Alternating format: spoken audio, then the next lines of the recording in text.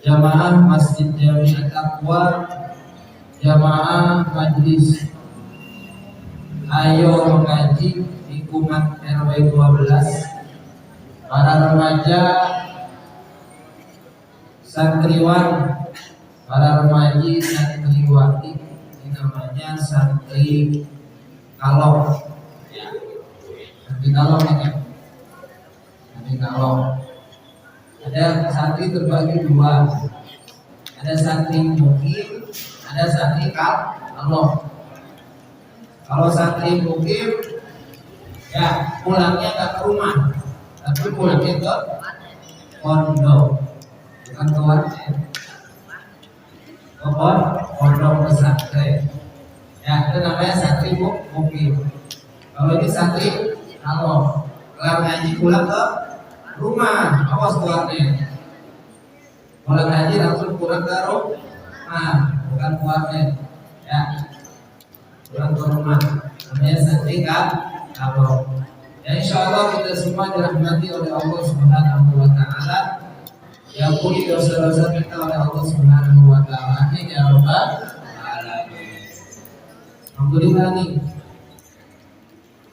Orang tua kalian patut bersyukur. Ayah dan ibu kalian patut bersyukur. Karena kalian semua yang hadir ya di majelis ilmu ya. Karena duduk kalian di sini ya, duduk kita di sini. Orang tua kita yang lagi nonton TV, orang tua kita yang lagi masih di perjalanan belum pulang kerja, orang tua kita yang lagi rebahan di rumah. Ya, dengan kita hadir di sini, kedua orang tua kita mendapatkan ampunan dari Allah Subhanahu Wa Taala. Amin ya Rabbal Alamin. Ya, alhamdulillah. Mudah-mudahan berkumpulnya kita di masjid ini, berkumpul kita sama-sama dengan baginda Nabi Muhammad di surganya Allah Subhanahu Wa Taala. Amin ya Allah ya Rabbal. Amin ya Rabbal Alamin. Materi kita pada kesempatan malam hari ini adalah salah satu akhlak yang terpuji yang namanya sabar. Sabar. Ada yang tahu sabar? Ada yang tahu sabar? Sabar ya. Sabar, bohong sabar. Sering kita baca itu ya. Bahkan kita hafal ayat Quran yang bunyinya Innallaha ma'as sabirin. Apa semua ya? Innallaha ma'as sabirin. Sesungguhnya Allah bersama orang-orang yang sabar. Apa artinya sabar? Sabar ini kayak gitu sabar. Sabar. Sabar terbagi tiga. Jadi sabar terbagi tiga. Yang pertama as-sabru 'ala ta'at, sabar di atas kita taat kepada Allah Subhanahu Wa Taala, taat kepada Rasulullah Sallallahu Alaihi Wasallam. Yang pertama, begini model begini. Contoh kita sabar taat kepada Allah, taat kepada Rasulullah. Menjalankan perintah Allah itu kudu sabar. Dua kata sabar. Ya, sudah. Besok agak datang lagi.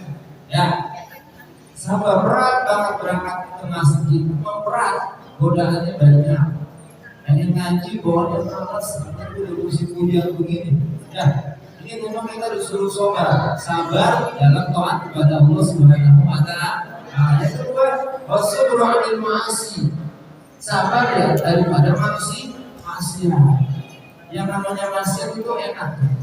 Nah, ini kita disuruh sabar daripada maksiat. Ya, kita jauhi maksiat ya.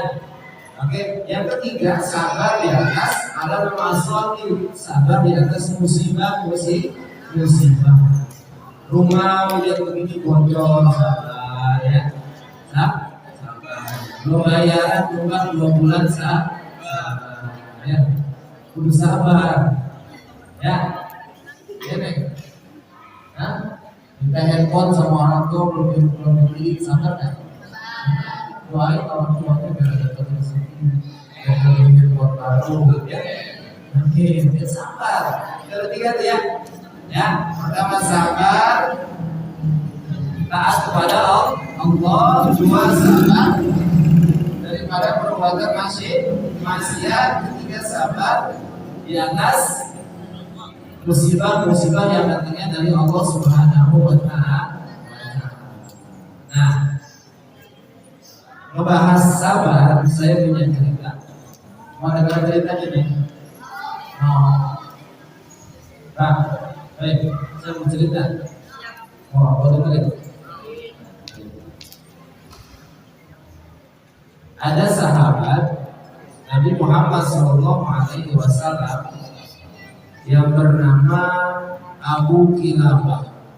Pernah dengar cerita Abu Kilabah? Abu Kilabah nama aslinya itu Abdullah bin Zaid al-Jarmi. Siapa? Abdullah bin Zaid al-Jarmi. Nama kenarnya, nama kerennya Abu Kilabah. Ya, dia termasuk golongan sahabat dan beliau banyak meriwayatkan hadis dari Anas bin Malik. Beliau sering meriwayatkan hadis. Oke, singkat ceritanya, Abu Kilabah ini beliau tangannya buntu. Kedua tangannya kagak ada, kakinya buntu. Dua tangannya buntu, dua kakinya buntu. Tetapi beliau masih dan terus bersyukur dan bersabar kepada Allah Subhanahu wa Ta'ala. Abu Kilabah di sini diceritakan meskipun kedua tangannya buntu, ya, kedua kakinya buntu, kedua telinganya tidak mendengar. Bahasa kamu kita budut, ya, matanya udah mulai rabun. Bahasa kampung kitanya kotok, ya. Matanya kotor, kupingnya budut, kedua tangannya buntu, kedua kakinya buntu. Tapi istimewanya Abu Kilabah ini selalu membacakan doa yang bunyinya seperti ini. Bismillahirrahmanirrahim. Rabbi auzi'ni an ashkura ni'mataka allati an'amta 'alayya wa an faddaltani 'ala katsirin mimman khalaqta tafdila. Ya Tuhanku, Abu Kilabah sampai kali doa begini. Ya Tuhanku, tunjukilah aku untuk mensyukuri nikmat yang telah Engkau berikan kepadaku dan bersyukur atas kemuliaan yang Engkau berikan kepadaku atas hamba-hambamu yang lain. Kedua tangannya tidak ada. Buang aja ya. Karena jadi kita nomor jalan foto-foto. Kedua tangannya buntu. Tapi Abu Kilabah selalu berdoa, selalu membacakan doa, tidak bosan-bosan untuk berdoa. Ini kesabaran Abu Kilabah. Ya, dengan tubuh yang tidak sempurna, tetapi beliau tetap bersyukur kepada Allah Subhanahu wa Ta'ala, ya, dan bersabar kepada Allah Subhanahu wa Ta'ala. Meskipun kedua tangannya tidak ada, kedua kakinya tidak ada, beliau tidak pernah berhenti untuk ibadah kepada Allah Subhanahu wa Ta'ala. Ini tandanya artinya kita ini yang sehat, yang kedua tangan kita ada, kedua kaki kita ada, ya, mata kita masih sehat, ya, telinga kita masih mendengar, harus lebih taat lagi beribadah kepada Allah Subhanahu wa Ta'ala, melebihi ibadahnya Abu Kilabah. Paham? Yang pertama. Yang kedua, beliau tertimpa musibah. Abu Kilabah punya anak satu-satunya lelaki yang tiap hari nyuapin dia makan, pakai dia baju. Kalau mau sholat ke masjid diantar digendong sama anaknya. Anak satu-satunya mati diterkam hewan buas. Berarti anak satu-satunya mati diterkam hewan buas. Tapi apa yang keluar dari mulut Abu Kilabah ketika anaknya diterkam hewan buas, tahu dan berkabar bahwa anaknya telah wafat. Beliau mengucapkan alhamdulillah. Anak mati itu yakin alhamdulillah. Nah, kenapa? Karena Abu Kilabah mikirnya alhamdulillah, anak saya gak bermaksiat kepada Allah Subhanahu wa Ta'ala. Kan? Gak pernah maksiat, urusin saya saban hari. Saya ridho bahwa anak saya telah wafat, diambil oleh Allah kembali kepada Allah Subhanahu wa Ta'ala dalam keadaan tidak bermaksiat kepada Allah, sehingga anaknya tidak diadab di neraka Allah Subhanahu wa Ta'ala. Nah ini ya, anaknya mati tapi dia tetap sabar, ya anaknya mati tapi dia tetap sabar. Subhanallah.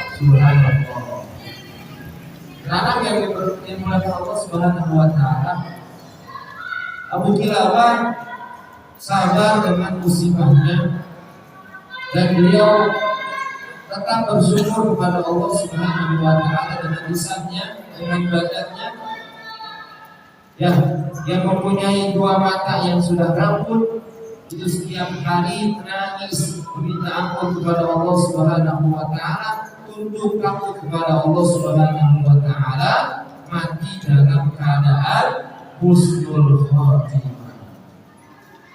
Alhamdulillah. Jadi apa yang bisa kita ambil dari cerita Abu Kilabah ini? Apa yang bisa dari cerita ini yang kita bisa petik dari ceritanya Abu Kilabah? Yang pertama, kita harus pandai bersyukur. Yang kedua, kita bersabar kepada Allah Subhanahu wa Ta'ala yang saat kita mendapatkan musibah yang memang datangnya dari Allah Subhanahu wa Ta'ala. Ya, ini yang harus kita ambil, kita petik pelajaran dari kisah Abu Kilabah tentang syukur dan sabar kepada Allah Subhanahu wa Ta'ala. Hadirin jamaah yang dimuliakan Allah Subhanahu wa Ta'ala, itu materi kita. Materi kita adalah sabar kepada Allah dan syukur kepada Allah Subhanahu wa Ta'ala. Ya, kalau kita diberikan keadaan yang memang kita alami seperti ini, kita bersyukur kepada Allah Subhanahu wa Ta'ala. Ya, yang masih punya orang tua, alhamdulillah. Ya, punya rumah, punya rumahnya ada AC-nya, ada. Ya, alhamdulillah. Kita bisa berangkat tadi ke masjid At-Taqwa, alhamdulillah. Itu tandanya kita bersyukur di atas nikmat sehat yang diberikan oleh Allah Subhanahu wa Ta'ala. Dan kita tetap selalu bersabar kepada Allah Subhanahu wa Ta'ala. Sabar di atas taat kepada Allah, sabar di atas daripada maksiat, sabar di atas musibah yang datangnya dari Allah Subhanahu wa Ta'ala. Ini materi yang saya sampaikan.